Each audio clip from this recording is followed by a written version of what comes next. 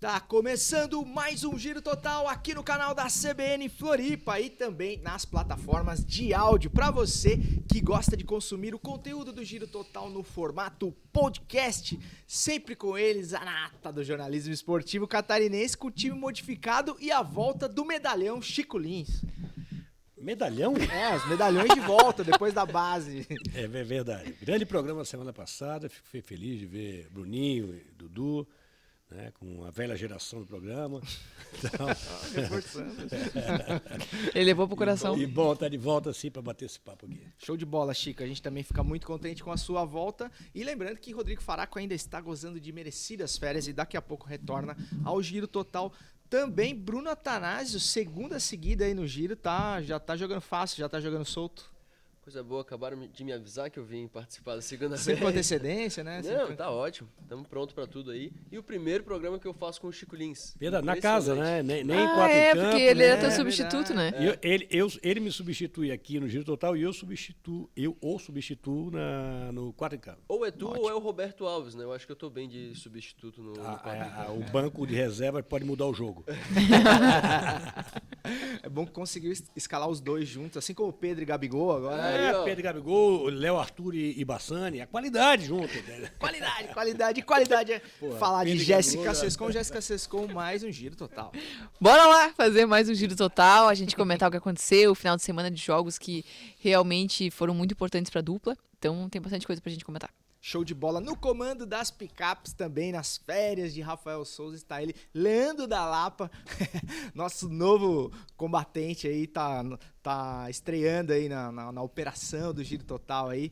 Tamo junto, meu parceiro. Ó, então, como você tá no lugar do Rodrigo Faraco, vai dar aquele tapa pra iniciar os trabalhos do Giro depois da vinheta, pode ser? Pode ser? Então vai. Vai? O que tem que fazer? Sim. Assim, ó. Ah, ótimo. Vai lá, 1, 2, 3 e... Não, faz de novo. De novo. Vamos fazer a Aqui, gente, ó, pô. põe aqui, ó. Vamos, Brunão. Fazer 1, 2, 3, pô. 1, 2, pra ganhar a posição, vai. 1, 2, 3 e... Aí. Porra.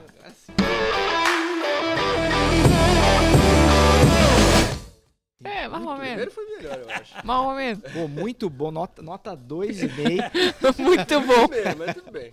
Dando início nos trabalhos, o Bruno já se entregou que não assiste o programa, né? Não sabia os passos do Ah, programa. é, ah, Eu tava verdade. no programa anterior e não lembrei. É verdade. Quem foi Dudu, não. Tá vendo? Eu tava vendo. É verdade. O Dudu lembra, né? Chico como Lins faz, né? assistiu. Chico Lins da Trindade, né? Chico Lins da Trindade. Boa tarde. Queria de saber que... Dando início nos trabalhos de hoje, Chico, tu que tá voltando agora, tira o primeiro pra gente aí, vai. Mas é aquele esquema, né? Aquele esquema. Esquema que tu quiser, cara. Que vier daí, acho que vai estar legal. Deixa eu botar o óculos que tá cada dia pior aqui. Figueira. É Figueirense. Furacão vence 2 partidas no Scarpelli e já está no G4. Casa arrumada?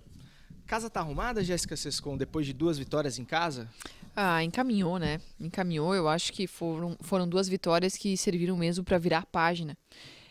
O Figueirense estava num momento ruim e muito conturbado, né? Se encaminhava para uma situação quase irreversível em relação à pressão que o Júnior Rocha estava sofrendo. E se não vencesse contra o Campinense, não sei se teria algum contorno nessa situação, senão teria que ter uma decisão mais brusca da diretoria. Mas ele ganhou aquele jogo, com o Figueirense jogando bem, repetiu uma escalação ofensiva, só que dessa vez com o Oberdão, ainda mais ofensiva que aquela, contra um adversário mais complicado que era o Botafogo, e o Figueirense jogou ainda melhor e conseguiu o resultado. Então, de fato, acho que virou aquela página, sabe? E o Figueirense joga já um futebol de uma outra perspectiva. A gente não vê mais aquele futebol lento, aquele futebol previsível, aquele toque de bola cansativo que o torcedor já estava um pouco cansado de ver e começando a contestar o trabalho de Júnior Rocha. Embora a gente saiba que é um bom treinador e que faz um bom trabalho, mas o Figueirense em campo jogava um futebol muito chato e pouco produtivo. O Figueirense tinha pouquíssimas chances claras de gols. E tudo isso mudou da água pro vinho, como é impressionante como o futebol é muito dinâmico. Da água pro vinho mudou com uma escalação mais ofensiva, não só por causa dela. Acho que a entrada do Jean Silva foi fundamental para mudar a dinâmica ali na frente. Velocidade de raciocínio, de tomada de decisão. E isso fez o Figueirense jogar um futebol melhor. Então, considero que a página virou. O desafio é manter dessa maneira. Bruno, o Figueirense voltou a vencer em casa, a gente fazia aquelas contas, né, no 4 em campo, pô, o Figueirense tem mais 5, 6 jogos, tem 3 em casa, precisa vencer, e o dever de casa tá feito. Isso dá tranquilidade pro Júnior Rocha, e a gente viu também um time performando muito bem, jogando muito bem, com esse elenco mais faceiro, né? A gente falava semana passada do elenco faceiro. O que você acha que... Não, só uma pausa. O Chico, ele detesta a palavra performar. Sim, sim, eu falo Mas pra é uma provocar, palavra falo do pra século XXI, pô. É É que isso. o César também não gosta, mas ele fala pra me Não, zoar, fala- porque eu falo performar Não, no é que quadro em A campo nova direto. geração fala. Sim, sim. A geração média e a velha geração, performar é uma palavra mais que soa um pouco esquisita. Ele também Eu não falo gosta de só pra- amorcegar. E é Amorcegar. uma palavra antiga. Ah, a morcegada é das antigas, a morcegada é legal, Não, é mas eu raiz. prefiro amorcegar do que performar. Portador da bola. Eu ia Não, não, falar portador da- Portador da bola. portador da bola. Essa insuportável, fui eu que falei, eu acho, né? Não, todas essas tu falaram. É o glossário Jéssica Sescom. Mas o performar eu falo só pra ter Pô, assunto nem pra lembro nova disso, geração, pô. viu, É, Chico? mas eu lembro. E tem aqui tudo gravado. Cara, além de performar, ó, vou usar uma outra expressão raiz que a Jéssica usou semana passada, que o Figueirense estava com um meio-campo mais faceiro. Você acredita a esse meio-campo mais Aqui é faceiro? cultura. Esse aumento no número de chances, enfim, o Figueirense tendo muito mais oportunidade de marcar?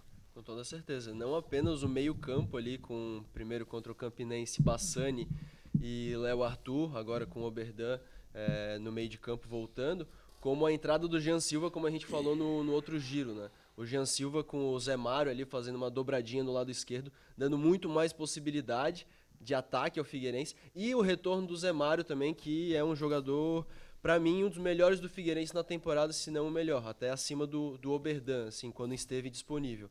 Então, não apenas essa formação de trinca de meio de campo, mas as entradas dos reforços da volta do Zé Mário e da entrada do Jean Silva no lado esquerdo, que, ao meu ver, nesse pouco tempo ali, 2 jogos que ele jogou, já fez um pouquinho a mais que o Andrew nessa Série C no lado esquerdo.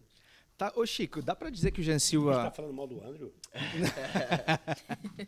acabou de chegar e quer falar do O cara Andrew, chegou cara, pô. agora e tá querendo falar mal do Andrew. Que bom, né? Entendi Tem o que alguém ele pra quis falar. discordar. Eu entendi o que ele quis falar, mas vou debater. Vamos lá, fala, pergunta. Ô Chico, e o Jean Silva pode ser considerado uma surpresa porque ele chegou sem maiores alardes, né? Todo mundo falou da contratação do Tito e tal, mas o Jean Silva é o que tá aparecendo mais aí. Não, eu acho que o que o Bruno quer falar, e aí com bastante propriedade, é que equilibrou um pouquinho. Com o André, o jogo era só no lado esquerdo, certo? E o André não é um extremo agudo. É um extremo mais de construção e tal, e ajuda bem na recomposição, trabalha até por dentro, faz boas triangulações. O Jean Silva é mais ponta, né? O antigo ponta. Não é um driblador, mas ele sabe, ele dribla até mais do que o Ele André. chega mais na profundidade, né? Sim, Também, ele dá fazer mais o passe. profundidade, perfeito. E com a chegada do Jean Silva pelo lado esquerdo e com o André passando pelo lado direito, equilibrou. A Jéssica falava isso nos programas. Equilibrou um pouco o ataque do Figueirense. Tem jogo pela esquerda, mas tem jogo pela direita também. Então acho que isso foi fundamental. Triangulações pelo lado direito com o Bassani, o André e o Muriel. E triangulações pelo lado esquerdo, que sempre foi o forte do Figueirense, com o Zé Mário, que sabe fazer isso como poucos na lateral, o meia por dentro, pelo lado esquerdo, que é o Léo Arthur, e o Jean Silva. Então, essas duas combinações fizeram o Figueirense mais forte. Agora, a entrada do Oberdan, para mim, foi determinante para o Figueirense ter dinâmica no meio de campo. Porque, mas o Bassani e o Léo Arthur não são dinâmicos. Não são, mas eles são criativos, são jogadores. E a dinâmica do Oberdan por trás, porque nem o Serginho entrega essa dinâmica, nem o Wesley, muito mesmo o Cleiton, na posição de primeiro volante, entrega a dinâmica que tem o Oberdan. O Oberdan acha os passos, trabalha bem com as duas pernas, acha o passe e se apresenta. Quando não se apresenta para a linha de passe, ele conduz a bola. Teve o lance da jogada do gol do Botafogo, que o Oberdan limpa e coloca o Luiz Fernando num corredor, assim, latifúndio para ele avançar. Só que ele ficou tão Deslumbrado com aquela... Emocionado. a bola e o latifúndio. Agora me consagro. Só que se emocionou tanto que o cara foi lá, roubou a bola e foi no contra-ataque. Mas o Oberdan deu essa dinâmica e, para mim, eu acho que não é que, olha, definitivo, o Figueirense agora vai subir, encontrou. Não, ele tem um caminho a seguir. Esse caminho a seguir é com o Oberdan de volante. Eu acho que, assim, de vez em quando os jogadores, eu sempre falo do exemplo do alemão, que era lateral direito do Avaí, e de muitos times aqui, Brusque, né, do futebol catarinense. Atlético Birama, o alemão já... E quando ele foi para zagueiro, ele mudou o patamar da carreira dele. Ele cresceu como jogador. Eu acho que o Oberdan encontrou um lugar onde ele pode crescer na carreira, porque ele tem qualidade e nesse meio de campo do Figueirense, com ele e com dois homens mais criativos, e aí sim, quando não tem a bola, com a ajuda do Jean Silva e do André, fechando os espaços no meio, ajudando a marcação, que o Léo, Arthur e o Bassani não são especialistas, eu acho que o Figueirense cresceu muito como equipe. E defensivamente não fica mais frágil? Ele deu os espaços que normalmente os times dão quando propõe jogo, deu aquele espaço para o Bruno Michel, 2 jogadinhas no primeiro tempo, mas eu não vi. Por exemplo, o gol ele tomou quando estava com a bola. Quer dizer, não foi nos espaços deixados com o time com uma postura ofensiva. E a Série C ela permite arriscar, porque o adversário não vai ter aquela capacidade de enxergar aquela lacuna e construir um jogo estratégico em cima daquela lacuna. Porque E olha que era um dos adversários mais e fortes. era um bom adversário. Não tô aqui querendo diminuir a importância, mas é porque a Série C ela é feita de times que têm limites técnicos, né? E também limites de compreensão tática. E um time que joga da maneira ofensiva do Figueirense, ele pode ser estudado e alguém pode, daqui a pouco, apresentar alguma variação que vai forçar o Figueirense a recuar. Só que eu acho que é aí que tá a jogada. O Figueirense estava tão previsível porque jogava igual Sim. há meses que quando fez algo diferente, ninguém sabe como fazer para surpreender o Figueirense. Principal, jogada vertical, objetiva, apostando em progressão com eu ia falar portador da bola. Quando o portador da bola se desloca em velocidade e dá esse passe, faz essa progressão ofensiva. Eu usei a palavra só para zoar o Chico, mas quando a progressão ofensiva do time ela acontece em velocidade, com passe à frente do jogador, é mais fácil para jogar bola. É natural, do que aquele passe que é no pé, o passe que é atrás, que é cadenciado, jogo horizontal. Aí facilita demais. Quando o Figueirense mudou essa forma de entender o ataque, eu acho que isso foi determinante. Tá aí então, cara, Oberdan jogando bem de primeiro volante, isso eu realmente não imaginava. E você que tá assistindo a gente aí, torcedor do Figueirense, coloca aí nos comentários se você acha que o Figueirense, que o Oberdan deve ser mantido nessa posição, até porque rendeu muito bem. E já deixa o seu joinha aí no nosso vídeo se você não deixou ainda, beleza? Próximo tema então, Jéssica Sescon, por favor. Eu já fui pegando, né? Podia ser o Bruno. Não vem não, terceirinho. Foi idade, primeiro eu, depois tu. É o portador da bola, performar. Olha, Chico Lins. Olha. Aí, ó. Quantos anos você tem, Bruno? 24. Droga. Tá. Então tá certo. Tem o César antes, tá? Não, o César é o portador do programa. Ele que manda, né? Nunca mais agora. É eu o digo. portador do microfone. Porra, eu meti essa mesmo do portador, cara. Tá. Peixe frito. Avaí bate o Santos e volta a vencer depois de 4 jogos. Comentem. Quem falou primeiro no Figueirense? Foi tu? Jéssica. Fui eu. Foi Jéssica? Vamos lá, Chico, então. Avaí volta a vencer depois de 4 partidas, vitória importantíssima. E os paulistas não se criaram na ressacada, né, cara? Nenhum dos Verdade. paulistas. Verdade. E eu acho que o Avaí construiu a vitória dele principalmente num bom sistema defensivo, coisa que estava pegando. Né? Tá. O Avaí não estava performando bem por causa do sistema defensivo. Volta do Bressan, fundamental? Também, eu tenho confesso que eu tenho uma certa mania com o Bressan, mas, de novo, ele fez um bom jogo junto com o Rafael Vaz. Né? Então, a gente tem que... nós não somos donos absolutos da razão. Quase sempre somos donos da razão. Mas, em algumas vezes, a gente erra. Raríssimas vezes. Muito Nossa. pouco, realmente, assim, dá para contar. Mas Os o dedos de uma mão. os dedos de uma mão do Lula ainda. Verdade. Não, brincadeira. O Bressan também faz parte dessa Voltou melhora. inspirado, Só que é o né? seguinte, só que é o seguinte, essa semaninha lá em Atibaia foi importante para ajustar algumas coisas. E eu falei antes, né, é importante, até o Roberto falou, não, como é que eles não vêm para cá, porque foi programado. Não, já estava programado. E eu falei que é importante, ainda mais depois de uma derrota, lavar as roupas sujas. O Barroca falou que os jogadores pediram uma reunião entre eles para resolver algumas coisas dentro de campo, que muitas vezes não é só do treinador. Se alimentam melhor, treinam mais, treinam 2 períodos, tem mais sessão de vídeos, eles vivem mais a sua profissão. Deixa um pouquinho o celular, deixa um pouquinho namorar, que é bom, mas de vez em quando também precisa dar uma paradinha. Não houve aquele comentário no mercado, na coisa, né? De Eu a acho cidade que focaram na melhora que o Avaí precisa, que é esse sistema defensivo. E o Avaí melhorou muito o sistema defensivo. Eu não gosto do Renato como ponta, né, jogando. Ele joga até, como na direita, ele joga com mais à vontade. Na esquerda, ele parece que ele fica meio deslocado. Mas o setor defensivo melhorou com a entrada do Renato, porque ele ajudou o Cortez na marcação do lado direito do Santos e também ajuda no meio de campo. Ele fecha ali e dá uma certa tranquilidade a mais no setor defensivo. Então o Avaí fez um bom jogo defensivo. Não foi o melhor jogo do Avaí para mim na série A, mas ele fez um jogo seguro. E seguro na defesa, uma segurança maior na defesa, é o que o Avaí vai precisar nesse campeonato. O Avaí vai ficar na Série A, e outro eu estava vendo assim as projeções, se melhorar o sistema defensivo. Eu aposto com vocês, se corrigir a marcação do sistema defensivo, ajustar, vai brigar bem para ficar. Eu acho que fica até com certa tranquilidade. Agora, é fundamental, né, nesse sistema defensivo, a trinca de volantes. A trinca de volantes que, de novo, jogou muito bem. Ranieri, Bruno e Eduardo. O Eduardo, de novo, fazendo um bom jogo, jogando de Eduardo. Agora, botar o Eduardo jogando de Muriqui, o Eduardo para apresentar o programa, o Eduardo para ficar... Não, o Eduardo não vai jogar. O Eduardo vai jogar ali, onde ele está rendendo e onde ele deu o equilíbrio que o Avaí mostrou nos melhores momentos do Avaí no campeonato, foi com o Eduardo jogando naquela posição de um volante mais pelo lado esquerdo.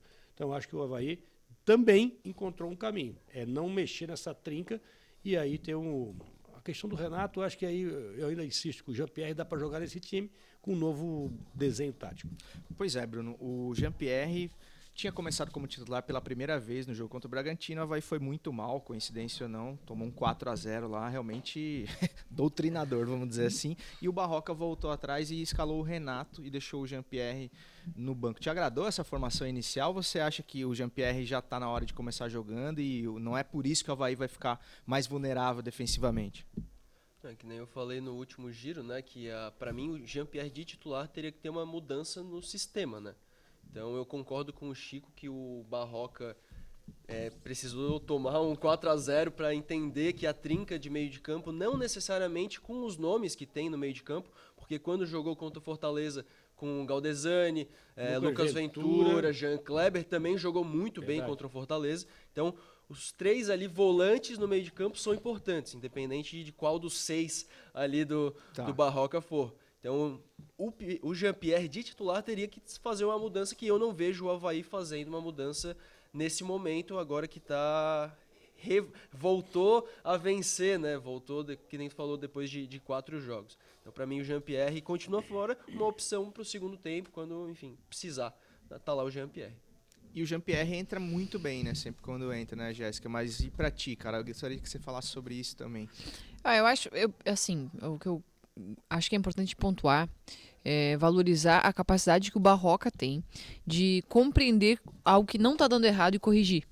Quando o Avaí não estava bem jogando aquele espaço, que era 2 volantes, aquele espaço no meio campo e 4 homens lá na frente, no Catarinense, naquelas 3 semanas que o Avaí teve entre o Catarinense e o Brasileirão, a gente falava muito desse buraco, todo mundo enxergava, ele corrigiu. Acabou com isso, né? No último jogo ele viu que botar o Eduardo aberto não deu certo, não dá, o cara tem que voltar para sua posição e na sua posição onde ele vai jogar melhor. Tinha problema defensivo, ele apostou então nesse jogo para um jogo estratégico com o Renato pelo lado esquerdo, pensando na parte defensiva, muito mais do que na ofensiva. Sim. Né? Foi pensando nisso, dar essa consistência, porque ele entendeu que o momento do Avaí é o momento de corrigir o setor defensivo, que tem algo acontecendo. Então, eu acho que isso é algo muito bom no Barroca. Ele insiste em algumas coisas, ele tem sua convicção, mantém o esquema e parará, mas ele enxerga quando tem algo que não está funcionando e corrige. O Ranieri, tirou o Ranieri do meio, ele é bom na zaga, ele é bom, mas faz muita falta no meio campo. Então ele voltou a botar o Ranieri ali, vai com o Rodrigo, vai com quem tiver pra zaga, né? E vai tentar fazer um sistema defensivo seguro conforme o que ele tem à disposição. Então eu acho que isso é muito legal no Barroca, que ele enxerga o que tá errado e busca corrigir. E é primordial. O técnico consegue ser convicto nas suas ideias, mas sabe enxergar quando não funciona. E ao mesmo tempo tem um Jean-Pierre que pede passagem, né?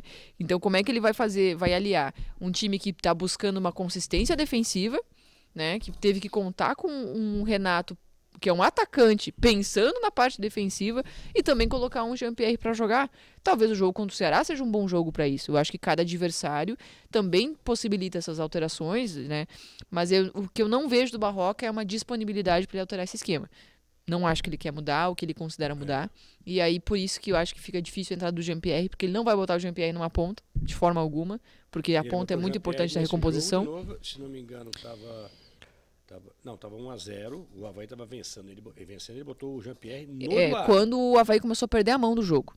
Quando o Santos começou a melhorar, que o meio-campo tinha cansado. Ele queria um pouco mais a bola. De se defender com a bola. E aí ele botou o Jean Kleber também, que ele voltou botou a o dar, Sim. dar agilidade ali pelo meio pra voltar a marcar, porque o Avaí tava começando a perder a mão nesse jogo estratégico aí de sair, de ser Perdeu reativo. intensidade também, né? É. O Potker tava muito morto. Exausto. O Potker tava exausto, assim, ó, no fim da... Mas vocês acham que o Potker... Falou, Roberto. O único que botou fé no Renato antes bem. do jogo verdade, foi é verdade. o Roberto que falou. Vai vendo aí, ó. Não, mas ele queria botar o ataque com o É. Renato Bissoli. É verdade. E o Renato falou direito. por trás. Com o Teve Renato um pelo erro lado de direito. cálculo ali, mas o Renato tava Assim, lá. ele planejou pousar em Florianópolis ou na Brigante. É Santa Catarina igual, mas é um pouco diferente. Daí você concorda com o Roberto Alves, manteria o Renato no time para a próxima partida, lembrando que o Avaí jogou no último sábado, nós estamos gravando na segunda, e o Avaí já entra em campo amanhã lá no Ceará, contra o Ceará, ou seja, nada de semana aquisitiva para o Barroca. Então deixe seu comentário aí, fala como é que você acha que o Barroca deve escalar esse time lá em Fortaleza. Próximo tema, agora, Bruninho, por favor. Bruninho. Bora lá. Bora lá. Bora lá. Bora lá performar, sempre portando a bola. Oi? Tinha 5 temas? Temos aí várias opções aí. Pode ir. Peguei duas. Todo mundo fala isso, aí quando eu falo é zoeira. Caso isolado da semana, mais um flagrante de ato racista no futebol. Se as provas estão aí, por que ninguém é punido? Porque ninguém é bonito, Bruno Atanasi. E dessa vez com um agravante. Nós tivemos o policial passando pelo criminoso na hora em que o ato acontecia. Ele quase abraçou o rapaz que tava fazendo aquilo, cara. Não dá pra entender, né? Inclusive viralizou um dos vídeos, que é o rapaz com um homem já, né? Com a camisa preta. Mas teve um outro vídeo que eu vi no Sim. Twitter, um outro cara fazendo gestos racistas pra torcida. E, enfim, eu sou bem pessimista com a questão de punição de racismo no Brasil e na América Latina, porque a gente já tem diversos casos isolados. Eu tava lendo ali a notinha pequenininha que o São Paulo fez, e também os clubes também não fazem muita questão. É tipo, vamos ajudar as autoridades, mas a gente não vai investigar, a gente não vai ver se o cara é sócio e vai tirar a carteirinha dele. Se ele for entrar de novo, a gente vai deixar, e é isso. Mas que se a polícia quiser, tamo aí. Parte muito dos clubes também, né? Tipo, tem que ter uma punição muito mais rigorosa. Perder mando de campo também para algumas situações também não é, para mim não é rigoroso. Para mim tem que perder ponto realmente, porque racismo é crime, né? Então, tem que ser um pouco mais rigoroso nessas e muitas outras questões. Lembrando que a gente tá falando do jogo do São Paulo contra o Fluminense, no último... Foi ontem, né? O jogo Foi do São ontem. Paulo, né? No Morumbi, onde esse ato foi mais uma vez registrado, flagrado pelas câmeras, e tem a conivência aí até do policial que tá passando por ali. E como o Bruno falou, né, Jéssica, não sei se você concorda, também os clubes se limitam a fazer aquele post burocrático ali, falando que são contra, né? Só faltava fazer um post falando que é a favor, e mais nada acontece. É porque o clube não quer ter a marca aliada a isso, né? E tenta empurrar a sujeira para baixo do tapete. Essa é a verdade. Seria muito bacana que o clube dissesse depois, fulano de tal, talvez não dá o nome, mas a pessoa que cometeu tal ato foi identificada, foi excluída. Latinha na televisão, que racista ainda. Mas enfim, acho que isso juridicamente o clube deve ser orientado a não fazer, mas assim, pelo menos dizer o que aconteceu com aquela pessoa. Né? Tal pessoa foi identificada, perdeu a carteirinha, não tem, sei lá, Prestar não pode mais satisfações à entrar sociedade, dentro né? do Morumbi. Só que eu acho o seguinte, que existiu um caso que aconteceu no Brasil em que todo mundo parou e sentiu o baque da punição, que foi quando o Grêmio foi excluído da competição, sabe? Então, aquilo aconteceu, a menina sofreu pra caramba e tudo mais, com o Brasil inteiro julgando. Não tô aqui falando se isso é certo ou errado, não é esse caso. Depende, a casa dela foi apedrejada, teve que ir embora de Porto Alegre. A lei, Mas- ela tinha que ser julgada pela lei. Enfim, Não, mas não ia ser o que pedra eu quero na dizer é o seguinte, que aquilo lá fez cada gremista pensar 2 vezes antes de fazer algo dentro da arena. E talvez tenha ainda gremistas que façam Não sei. Talvez volte a acontecer. Pode ser, porque a gente tá falando de seres humanos. Mas por que essa punição nunca mais aconteceu? E eu não tô dizendo que a punição foi errada. A punição foi correta. Mas porque foi a única punição que eu vi acontecer no Brasil em que os torcedores pararam e sentiram na alma, meu Deus, o meu clube foi excluído de uma competição. Na verdade, foi a punição de 3 pontos, como era mata-mata, foi excluído da competição. Foi a primeira vez que um torcedor parou. Olha a magnitude do que aconteceu por causa daquele ato, que é tão corriqueiro, entre aspas. Então, por que isso não voltou a acontecer? Se acontecesse mais vezes com clubes maiores, que tivesse a repercussão que teve aquele caso, a indignação que teve naquele caso, acho que mais torcidas iam parar para pensar 2 vezes antes de cometer um ato desses. E tem atos que foram igualmente filmados, igualmente identificados, apareceu também em rede nacional, tem a prova, tem a identificação, e não aconteceu mais nada com o clube. Infelizmente, porque na esfera civil, criminal, perdão, a pessoa vai responder por aquilo, por injúria, enfim, vai correr um processo que provavelmente vai resultar em nada ou praticamente nada de punição, só que fica naquela pessoa. Aquela pessoa talvez saiba, isso eu não vou mais fazer porque eu me ferrei. Mas os outros milhões de torcedores não sabem o que aconteceu com aquela pessoa. E não estão passando na pele.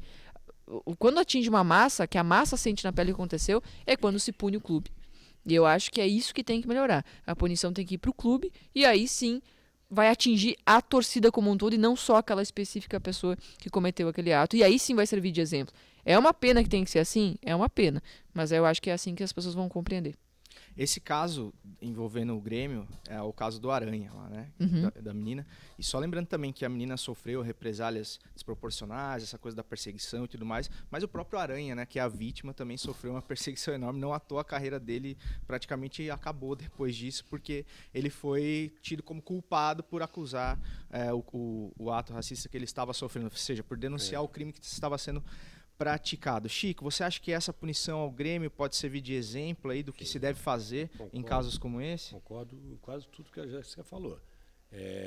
Primeiro, o seguinte, se não me engano, naquela questão de quando joga um objeto em campo, se o clube identifica, coloca à disposição olha, esse aqui foi o cara que jogou uma latinha. Aí a punição ao clube parece que não é menor, é mais multa, não tem perda de mando de campo, essas coisas. Poderia fazer isso também, eu acho. Assim, porque é isso, hoje em dia todo mundo tem um celular na mão. Sim, o que aconteceu com o Cássio. E esses imbecis estão sendo gravados. Né? Mas só que a gente vive num país racista, e tem gente que diz que a gente não vive num país racista, e esses caras estão tomando coragem para dizer, não, porque não acontece nada, não tem punição. Eles estão sendo debochados, cara. Além da coragem, eles estão debochando. E não é só aqui, porque a gente fala assim, quando é argentino, a gente fica todo sentimento de, olha, como é que nos chamaram de... O pachequismo não, bem forte. É argentino, é uruguaio, é chileno e é brasileiro, gente. Sabe? Não é uma questão só dos argentinos, não. Então, eu acho que assim, o clube tem que identificar, as autoridades têm que ver o cara fazendo assim, imitando um macaco. Olha, vem cá, esse vídeo aqui, gente, quem é que me traz a informação desse cara aqui? E ele vai ser processado. E o clube vai tomar umas medidas para ele não entrar mais no jogo. Se não achar o cara, pune com perda de pontos. Eu só tenho um medo nessa questão, porque a gente vive num mundo tão doido, que vão começar a plantar pessoas. Vão começar a plantar pessoas para... Não, eu não tenho a menor dúvida disso. É verdade. Infelizmente, eu não tenho a menor dúvida disso. É verdade. Você vai lá na torcida, começa a imitar um macaco, aí esses 3 pontos são nossos. Vai rolar isso, cara. A coisa é tão doida. Sabe? Os caras não tratam um assunto sério como o racismo. Mas também, séria, né, Chico, são coisas investigáveis também, né? Porque daí você identificou o cara. Então vamos ver a história de vida desse cara. Será que ele é São Paulino mesmo? Será que, né? Claro, mas é isso. Falta punição. Se não tem uma punição, seja ela de ponto, seja ela criminal, não sei o quê, os caras se sentem encorajados. São imbecis, cara. Eu vi esses 2 vídeos do São Paulo. Um bobalhão, feio pra cacete. Chato, o cara que não deve namorar, deve lá. O cara que tá com a camisa preta. Chato. Bobo.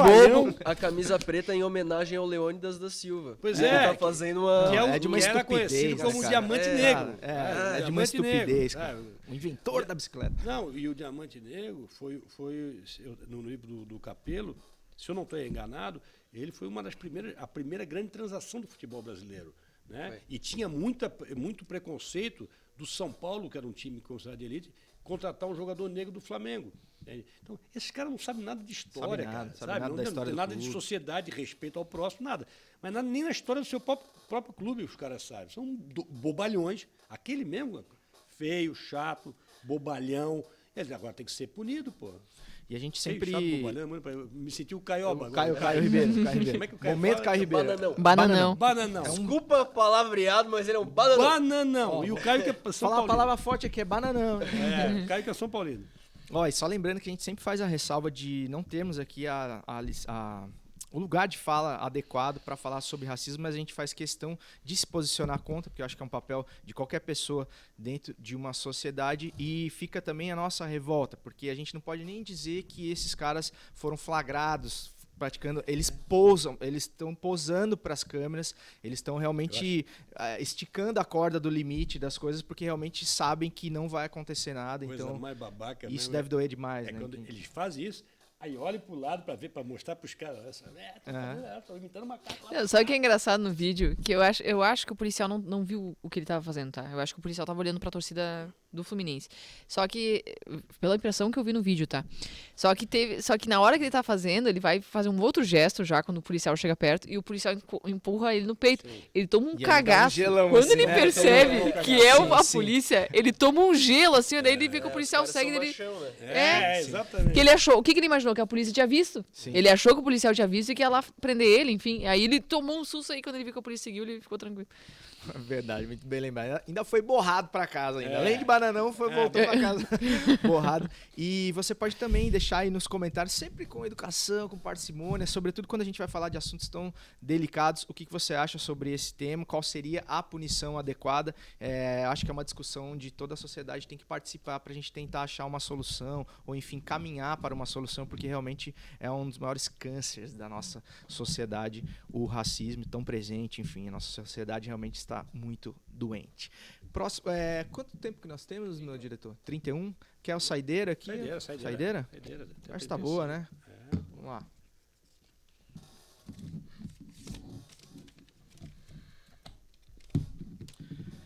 Vazou.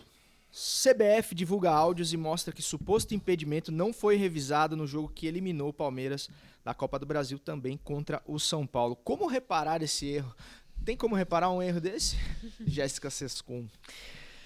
Olha, é tanto problema no Brasil com o VAR que é inacreditável. É sério, é inacreditável, assim, que... Falta a musiquinha dos Trapalhões, né? E faz o quê? Faz 5 anos já que tem VAR no Brasil, né? E no Brasil é uma atrapalhada em cima da outra que a gente não vê em outro lugar do mundo. É triste, assim, mas o caminho é continuar usando a ferramenta, deixá-la cada vez mais transparente e trabalhar as equipes para corrigirem esses erros, né? Não sei, com treinamento, eu não sei exatamente, acho que é dando treinamento, dando suporte, que a CBF faça isso, porque não tem explicação, não se repara, isso não se repara. Eu acho que o VAR está corrigindo muita coisa. Esse ano no Brasil, eu tô vendo um VAR que está corrigindo muitos erros. Eu tô vendo, acho que tá sendo, esse ano está sendo melhor o VAR do que nos outros anos. Mas até aperfeiçoar isso no Brasil vai levar um tempo, né? Vai levar um tempo. Bruno, parece que a gente ainda está longe de chegar num bom uso dessa ferramenta. É uma ferramenta valiosa, né? Até gostaria de saber se você concorda, porque tem gente que ainda é contra, né? É totalmente aliado ao jogo de futebol, ao meu ver. Teve aquele Avaí e Goiás aqui, que se não fosse o VAR, o jogo já foi uma loucura. Se não fosse o VAR, seria um resultado... Aquele jogo seria um desastre sem um precedentes. caos. Assim. E o VAR, a tecnologia do goal line lá, que é quando a bola passa, o chipzinho apita. Chip na bola. 2022 não tem um relógio para apitar, principalmente no Brasileirão Série A. É impressionante. Mas, de fato, o VAR é só com um treinamento, educar os árbitros a como utilizar o VAR da forma certa, porque esse negócio do impedimento aí, não marcado, foi justamente um protocolo que não foi seguido, né? Primeiro tem que ver o impedimento para ver se o Caleri estava apto jogada, sofrer um pênalti ou não. Eles só foram, avançaram o lance e viram um pênalti. Então é toda uma questão de protocolo. Não sei se estava pressionado para querer fazer rápido ali, que já é um outro erro, né? Porque independente de se demorar 4, 5 minutos, que é o que normalmente demora, o importante é ser certo, né? Se demorar 5 minutos e invalidar um gol que vai classificar uma equipe ou não para o mata-mata, para a competição mais valiosa do Brasil, beleza. Mas aí fazer isso tudo mais de 5 minutos e dar errado, Aí é realmente pra virar piada mesmo, né? Tanto que a gente não tá na Copa do Mundo, né? O VAR brasileiro não tá na Copa do Mundo. Não conseguiu classificação. Não sei por quê. Não passou a eliminatória. Não sei por quê. O psicotécnico ali não deu certo. Ô, Chico, e assim, cara, é algo que mancha uma competição, né? Cara, sim, pode manchar. E se não foi no Copa do Brasil o lance do... Ou foi no Da Brasileiro? bola? Porque teve tanto São Paulo e Palmeiras nos últimos tempos. Esse foi da Copa do Foi Brasil. na Copa Foi do o Brasil. pênalti que Pois é. fizeram depois do Rafa Veiga ali perder Não, e o Pois pênalti é. é bem discutível também, né? também. Tipo, Bem discutido. bem. Primeiro, eu sou muito a favor do VAR. Muito a favor. Mesmo o VAR brasileiro me dizendo todas as semanas que, olha, não é bem assim. A gente não sabe mexer, mas é legal. Quando começou o VAR, tinha uma máxima, né? Tinha uma frase, que até o Braulio veio uma vez aqui no debate diário e falou pra gente: mínima interferência, máximo benefício. Pô, é tudo que a gente não vê. Tudo que não, utopia, porque né? ele interfere quando não deve e não interfere quando deve, que foi no caso do pênalti, do impedimento do Caleri. Quer dizer, ali ele tinha que chamar, olha, pegar, vamos rever um lance aqui, ó, vamos traçar as linhas aqui. Isso a operação da máquina, a operação da tecnologia é absolutamente mal feita no Brasil. Dito isso, tem mais um problema, é que o árbitro brasileiro é pouco companheiro de quem está lá dentro de campo. Eles querem protagonismo. O cara do VAR. Porque não é possível o cara querer... O cara está lá em cima para corrigir possíveis erros. Quando o campo, isso eu entendo... Quando o erro fica explícito na imagem. Exato. Vem cá. Pô, eu ia dizer um palavrão aqui. Agora, vem aqui dar uma olhada. Eu acho que aí dá para... E não... As conversas, porque aí... Não, vamos dar mais transparência para o processo.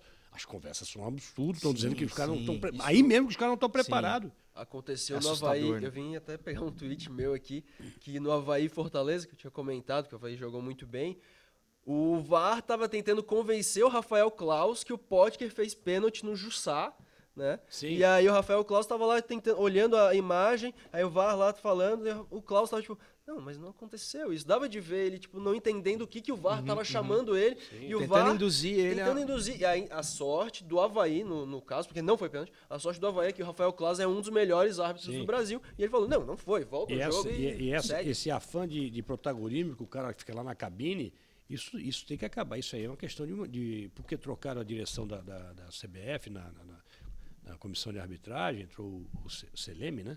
O Wilson Seleme. Não sei. Saiu o nosso querido, que era bom árbitro. Gaciba? O Gaciba, e aí entrou o Seleme. O problema continua o mesmo. Quer dizer, e chegar só para os caras que estão lá. Gente, só entra quando realmente for uma coisa muito clara. Se não deixa Mas eu acho que deu uma evoluída, tá? Eu acho que era pior. No início, Olha... até ano passado, não, é verdade. não sei. Até ano passado eu acho que o que VAR tinha interferia demoras. mais em lances desnecessários. Agora eu acho que o VAR tá começando a realmente interferir só quando precisa. E outra coisa que... Talvez eu tô sendo otimista demais. Mas... pode ser. Outra coisa que não vingou é aquela palavra assim, não. Pô, eu não sou a favor do VAR, porque o VAR vai acabar a polêmica no futebol. Porra! Cadê? Cara, Você que disse que ia acabar a polêmica, vem aqui se Não retratar. vai ter discussão no bar no dia seguinte. Porra, tem um triplo de discussão. Tem muito Fala mais mais do discussão. voto que do jogo. Mais do jeito, Total, é chato total. isso. Cara. E nesse lance do Palmeiras não dá nem pra dizer que ele decidiu com pressa, né? Porque foram mais de 5 minutos, que é Não, uma eternidade dentro de um jogo de futebol. E só um último parênteses, né, Jéssica? Você comentou o último jogo do Avaí, arbitragem muito ruim também, né? O que acontece? Ali. Apesar dele ter acertado o lance capital do pênalti. O que eu achei é que ele tem uma forma de apitar que não dá segurança para os jogadores, né? Ele parece que ele titubeia antes de marcar, ele demora para apitar o lance, dá um delay no apito. Aí quem tá em campo pensa, ele não tá sabendo porque tá apitando. Talvez ele saiba. Talvez é o jeito dele, só que o árbitro, quando tem convicção, ele tem que apitar na hora, porque isso mostra para os jogadores, eu sei o que eu tô fazendo aqui. Sim. Entende? Quando o cara olha o lance, fica, não sei se eu vou marcar, e de repente ele marca, todo mundo pensa, ele tá marcando o grito. Sim. E alguns lances pareceram muito ser isso, assim, não sei se foi, mas alguns lances ficou parecendo, porque ele demorava de alguém, a bola é minha, Sim, tipo, sim. pelado assim, sabe? Sim, no Dele, grito mesmo. falta, sabe? Ou o lateral. Pô, o lateral teve vários que o bandeirinha não dava, tava na nossa frente, o bandeirinha não assinalava, e nem ele marcava. E aí a galera começava a gritar, daí o bandeirinha marcava, sabe? não Isso dá. é clássico nos bandeiras brasileiras, né? É. Porque ele não sabe, ele fica assim, daí... Daí ele olha pro o juiz. O juiz olha assim... Eles se olham. É, com toda a convicção que ele não tem. Né? Porra! E isso deixa o clima muito instável, sabe? Isso faz com que os jogadores fiquem nervosos em campo. E eu acho que foi o que aconteceu na partida do Avaí. Sim, e a gente vê várias arbitragens ruins. A torcida do Avaí reclama bastante da arbitragem aqui na ressacada, que os caras vêm aqui, segundo eles, roubam o Avaí, não sei o quê. Mas tem coisas que realmente você vê que o jogo todo o árbitro tá minando, cara, o time do Avaí, no caso, sobretudo quando é contra um adversário dito de camisa mais pesada. Inversão de faltas, cartões amarelos. Eu acho que assim, ó, que mina os dois times, tá? É isso. De verdade, assim, não tô falando assim, porque o Avaí é prejudicado, talvez em alguns jogos foi, mas eu quero dizer que os jogadores dos dois times ficam pilhados, porque os dois pensam o que estão ambiente sendo... do jogo fica completamente... Eu já fui gerente, de futebol, eu já achava que olha, é nós contra tudo e contra todos. É um discurso que eu acho bobo demais também, bobo, feio e bananão. Bananão. Você tá falando muito palavrão aqui. Mas assim, o Avaí, por exemplo, teve 7 pênaltis marcados, se não me engano, na Série A do Campeonato Brasileiro. Sim. Eu Isso olha, agradece. E eu acho que o Avaí vai ser prejudicado, já foi prejudicado e já foi beneficiado, na dúvida, certo? Mas não dá para dizer que a arbitragem está sendo ruim com o Avaí, porque nesse jogo contra o Goiás, nesse lance contra o Goiás, o VAR corrigiu. E os pênaltis aconteceram também, né? Os pênaltis do Avaí, que até a torcida do Figueirense, o Avaí só ganha porque pênalti. Os pênaltis foram, gente. Todos aconteceram. Esse pênalti sabe, nem precisava o VAR. Com 2 braços assim. O Zanocelo Não, meteu os 2 braços e ainda comemorou. Ele foi dar o migué, né? Foi dar o migué. Vou comemorar foi dar o migué. pra Aqui, né? Não, mas foi claríssimo. Eu tava vendo o jogo com a minha mulher, falei, pênalti, não precisa nem VAR. Sim. Na hora, cara. E o Potker deu sorte, porque ele errou ele adiantou. adiantou a bola bateu na esquerda e escapou um pouquinho. E aí ele conseguiu cruzar pra trás. Enfim, chegamos ao fim de mais um Giro Total. Programa legal demais, espero que você tenha gostado tanto quanto a gente. Deixe seu joinha aí se você não deixou ainda. E comente, dê a sua opinião, participe do Giro Total com a gente nos comentários. Semana que vem tem mais. Tamo junto e segue o jogo!